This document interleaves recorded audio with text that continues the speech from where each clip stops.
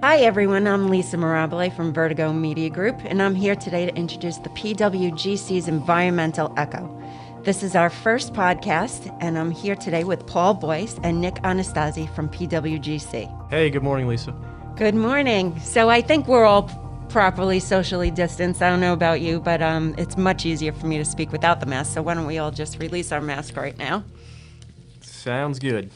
So Paul, you started with PWGC way back in 1993, if I remember. You remember correct, Lisa.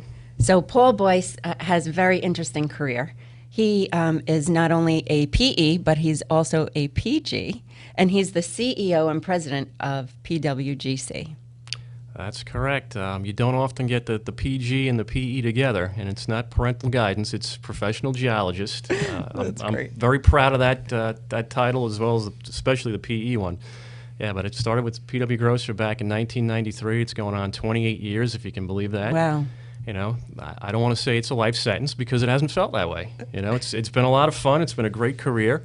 You know, I started out with aspirations of being an engineer probably back in the sandbox. You know, I was the kid when everyone else was throwing sand around. I was building the dams, the channels, the castles, the walls. That's amazing. Diverting the water from one puddle to the next, you know, elevation to elevation. So I would say it was in my blood early on. That's without a doubt. terrific.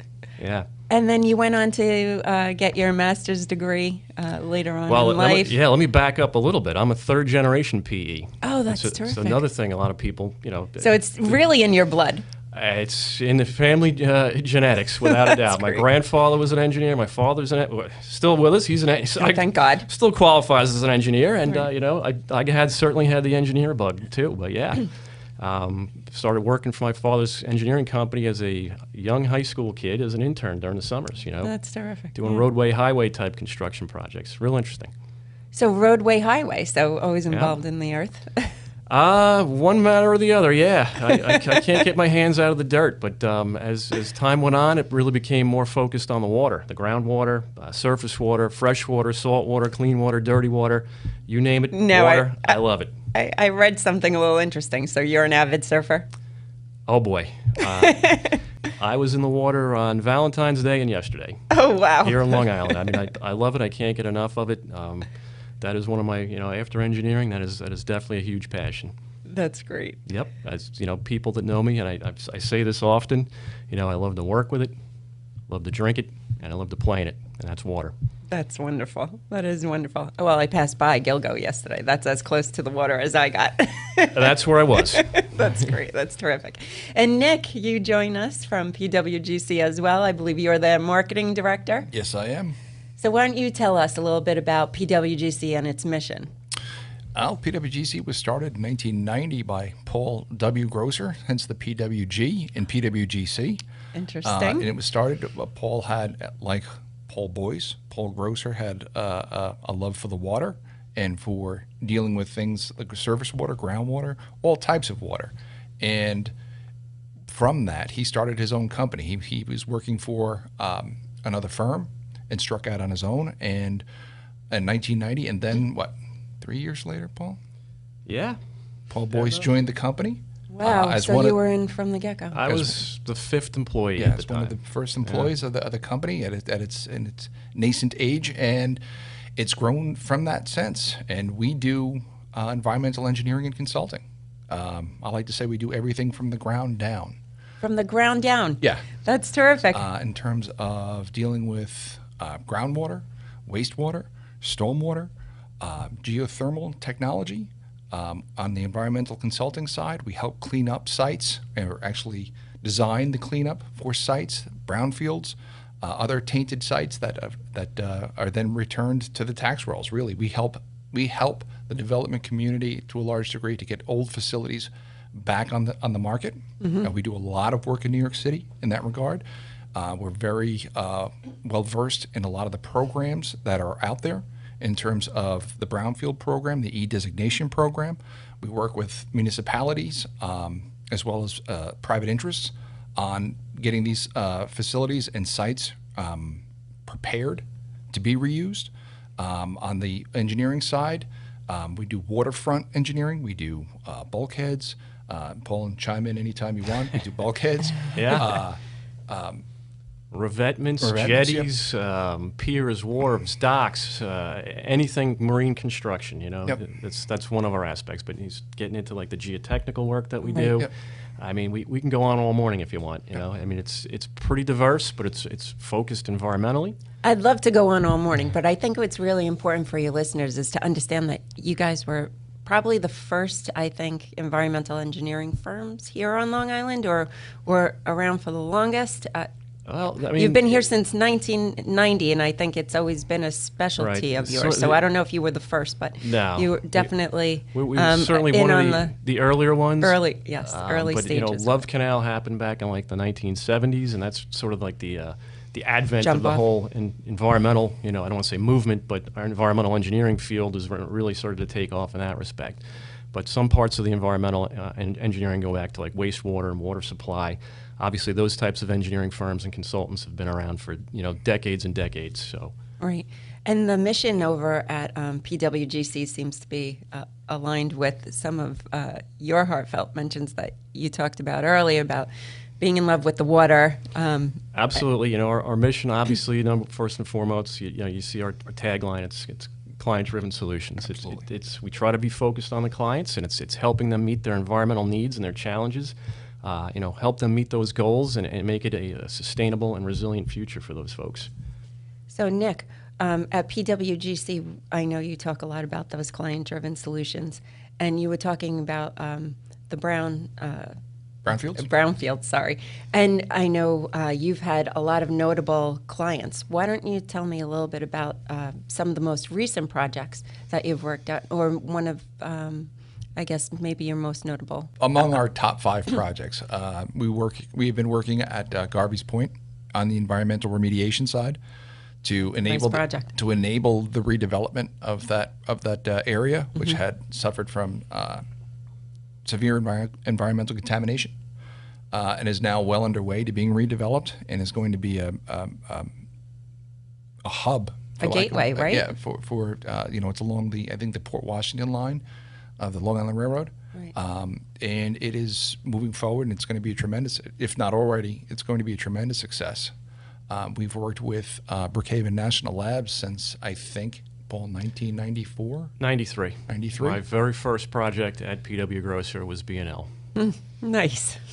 Yes. And we worked with the lab to again address the sins of the past in terms of finding areas where they used to dispose of used items, and collecting them and getting them out of the ground. Obviously, the lab has also been associated with other environmental challenges that we helped. So many labs have had faced that. Yeah, to bring them back up to speed. We've worked with them again for more than almost 30 years.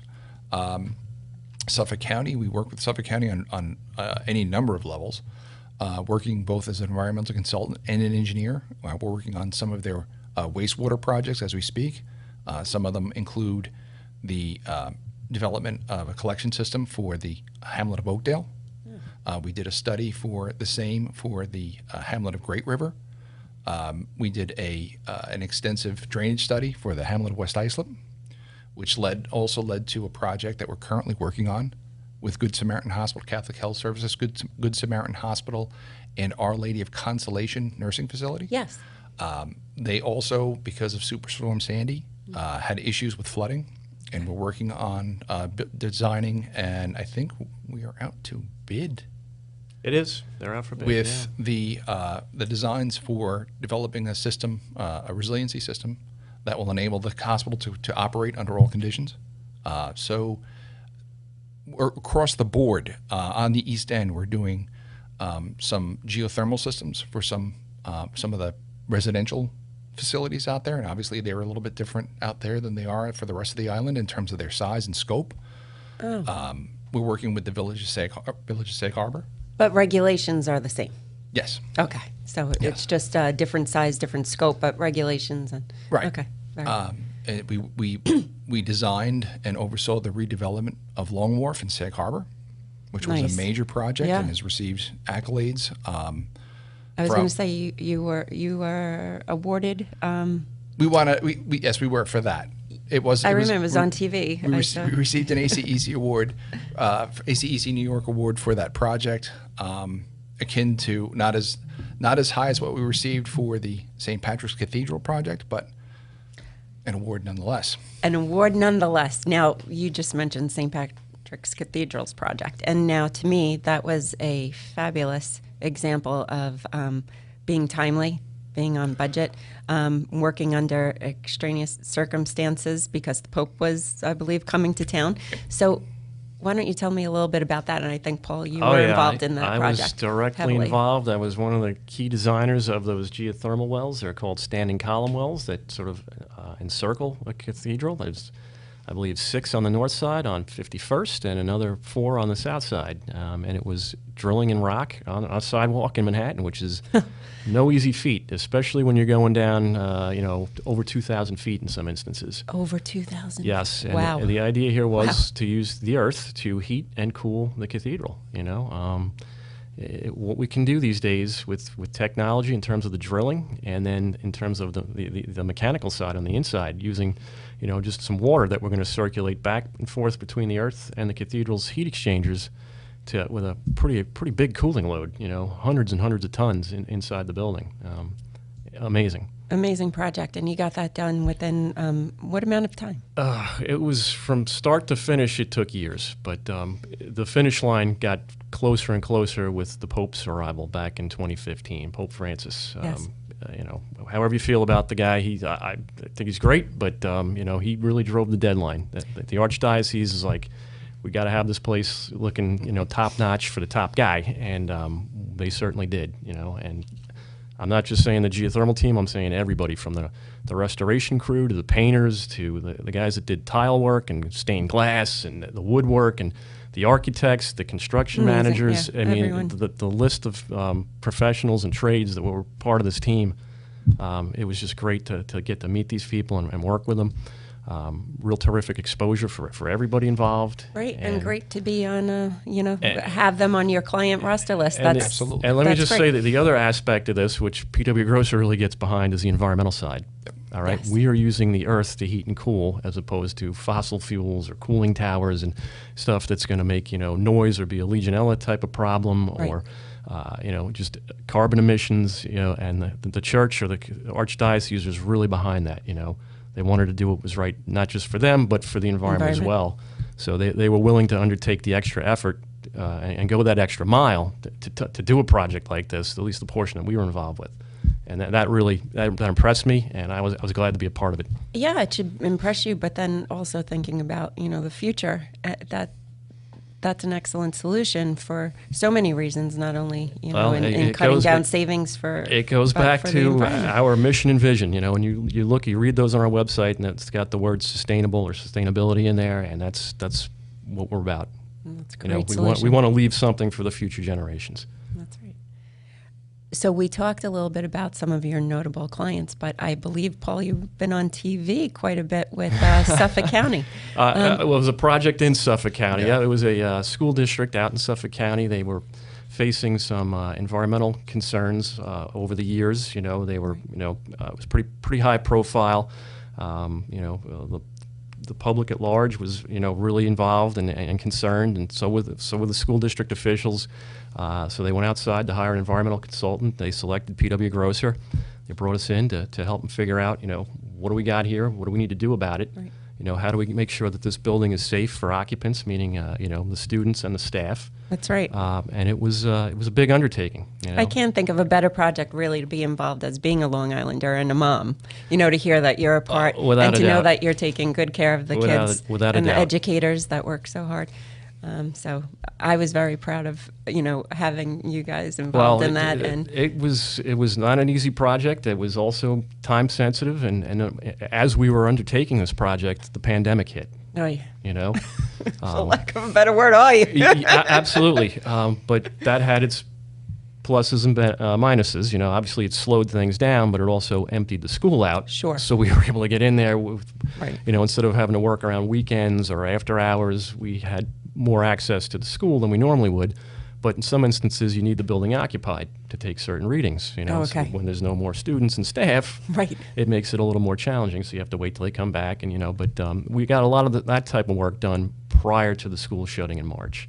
Great. So you guys are pretty agile, though. You're able to adjust. We and- are super flexible. We definitely want, as I said, we're client-driven solutions. Whatever it takes. We're willing to work with our clients to get their environmental needs met. Well, you talk about being agile, and you talk about being, client-driven solutions is at the core of your business, and I believe that comes from your staff and your people. Now, I've interacted with quite a few, and I have to tell you, I find them to be not only professional, but they're kind. They're very articulate. They know how to communicate very well. And when, everything that we do in media revolves around deadlines, they've been very timely. So why don't you tell me a little bit about the staff, because they all seem terrific. You hit the nail on the head. The professionalism, the quality work they do, the responsiveness, it just goes on and on. But we've got about, just about 70 employees now. Our headquarters is right here on Long Island, Bohemia. But we also have an office in New York City, another one up in Saratoga Springs. We have a small office out in Seattle. That could be a subject for a whole nother web. Okay, we'll talk about that later on. But yeah, and we've got a couple of folks, one guy in Connecticut, another one in Syracuse. But it's a pretty good, diverse mix of professionals. Engineers, which include civil, environmental. We've had some mechanical engineers in there, some chemicals. Along the way. On the environmental side, it's hydrogeologists, it's environmental scientists, it's geologists. It's a really, really good mix of people, diverse in terms of their skill sets and their talents, and just between the different offices, we do have things spread out a little bit, but they work cohesively. It's a very collaborative environment, very open, very casual. Very transparent. It's sort of our culture. I think that's really important, to be transparent. I mean, one thing that I always look for when I'm looking for a partner in business is the transparency, and also that collaboration, because the transparency to me is number one, because there are always issues that come up. You have to be able to articulate them. You have to be able to, kind of be malleable and work with that. And sometimes it's very difficult, especially in an environmental engineering spot where there could be thousands or tens of thousands of dollars, affected by that. So I think the idea of transparency is something that's really important for everyone. It's interesting you touched on that, because that's when we hire a new engineer or a new environmental person, and that's not a person straight out of school, but somebody's worked someplace else. I always like to ask, so did they do this at your other place? And the answer is always no. We never heard about this. They never told us this. We didn't do this. We didn't have that kind of information. So it's maybe we're too free with it. I don't know, but they seem to really appreciate it. And collaboration. At least that's, absolutely. There's no backstabbing at PW Grosser. Okay, so now the hard question. Two. I know we don't have a crystal ball, but where do you see PWGC going in the future? We are on an upward trajectory, without a doubt. I see growth, I see opportunity. Whether it's organic growth, or we're working to do some acquisitions, to expand our horizons, our skill sets.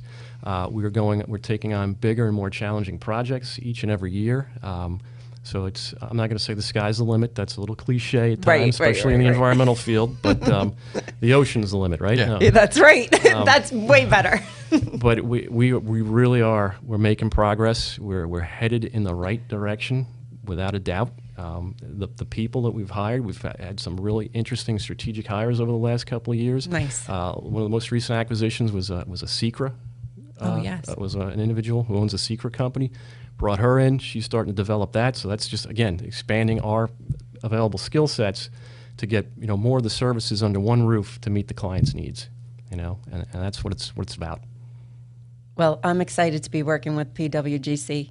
Nick, I know that you're going to want to talk about, future projects. And if you could sort of make a wish list, what type of projects would you like to get involved with? All of them. All of them. Everything from the ground down, right? In terms of future again, what I had alluded to before is the brownfields. Yes. On the environmental consulting side, to increase our influence in New York City, to enable to expand that office and to grow the company there, as well as the other branch offices. There's wastewater projects that are coming down the pike in the future. At the municipal level, there are geothermal projects that are coming down the pike that we're aware of, that we want to take part of. We are looking at other strategic acquisitions, as Paul alluded to before, to enhance the services that we have out there. We're looking at to acquire a survey company. Excellent. That would be a perfect match with what Paul said before in terms of the SECRA, which is State Environmental Quality Review Act, which is a process that may or may not be necessary for the development of a new project or real estate development. Off the top of my head, that's what we're looking for. The main goal, I think, for us is to continue to expand and improve upon an already positive environment that we have. We have a wonderful mix of education, enthusiasm, and experience, and that has blended very well over the past several years to leave us where we are at the moment. But as Paul said before, we are on an upward trajectory, and we look forward to the future. I know that during the pandemic, it's been difficult for many companies, but I've been watching PWGC, and I've seen how you've taken the time to really set yourselves up for success for the future. You mentioned your hires, your new acquisitions, and I really feel that that's put you in a position where you could get those jobs that you've been speaking with, and more than capable, more than qualified, and you have all the right talent, and you guys are ready to go. So I'm excited about your future. I'm excited to see where you guys are going. The projects that you take on are always so interesting. I mean, just what you did in Glen Cove was fabulous, you know, and watching how that's become, you know, like you said, the hub kind of for New York City, where they're going with that. So you're making an impact in my environment, to be kind of corny, but true. You've been, you know, making an impact on my environment, and so many Long Islanders here. I know it's great to get the word out and have you guys be a part of this. So, Paul, with so many people at PWGC and with so many different and various, you know, varied projects and so many specialties, how does your firm stay on top of regulations and trends and the latest education? It's a never-ending process. Let me just say that. With regulations, they are evolving, they are changing. Sometimes they remain stagnant for a little while, but eventually they're going to change. You know, and how do we stay up with that? Number one, it's through our connections with people. All right, with the regulatory agencies, be it the local level, the state level, or at the federal level, we've got great contacts with those types of folks. They're the ones that are promulgating these regulations.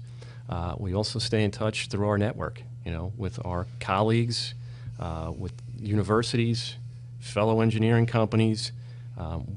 Prior to the pandemic, we were constantly out there at events. Be they, you know, set aside the political fundraiser type stuff, but if you go back to industry or association type events, we were on it. You know, we always had people attending these things. We've had people speaking at these things, you know, and it's changed now to it's a Zoom meeting or a webinar, but we're still doing that, you know. We have partnerships with other firms. We work with a lead and copper, you know, specialist type firm from the Midwest. The lead and copper rule just changed. I know people probably don't know what that is, or maybe don't really care, as long as their water's clean and safe, but we do care. And those regulations just changed. Yeah, they just changed after a long time, and they've become, you know, it's going to be a little bit of an undertaking for municipalities and water districts and even private clients to manage that. That's great. All right, but we stay on top of that by following those regs as they come out from the regulators or the agencies, but also with our partnerships. All right, it's our people, you know, and our relationships. So you mentioned webinars and what I call Zoominars, because you're on Zoom, right, for all most day of long. these things. And, you know, it is the way we're getting together. It is sort of our long hallways, for lack of a better term, at this point. Do you speak at many of them, Paul? We do. We Okay. do. I can give you, for instance, just back this past June during the middle of the pandemic, I was asked by the local chapter of the State Professional Engineer Society to do a webinar on St. Patrick's Cathedral. All right, fabulous. My favorite project. They said it was great, you know, and it was a 2-hour webinar, which is a little long, but I enjoyed doing it nonetheless. And we set it up where you get the professional development hours, the PDH. So as a licensed professional in New York State, you need to maintain your license or your registration. You need the PDHs. Okay. So that is certainly one way to do it, and that definitely attracts a crowd because everybody needs these PDHs. And the other thing is, and I just learned this past weekend. I was reading PE Magazine. All right. Yes, I am a nerd. Okay. Hardcore nerd. I'm not going to judge. It was after I got out of the ocean. After he surfs. Let me reestablish my coolness. All right. Exactly. I was reading PE Magazine this weekend, and it said New York State, in the past, we had to have 36 professional development hours over 3 years, so basically one a month.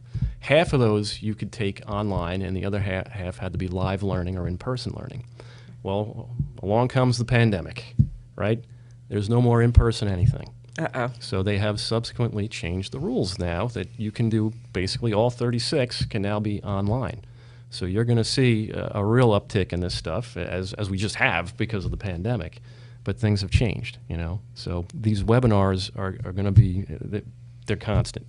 And speak of the devil, it's Engineers Week this week. Oh, congratulations to our engineers out there. We want to give a big shout out. I'm not trying to be too self-promoting or give too many plugs, but it is.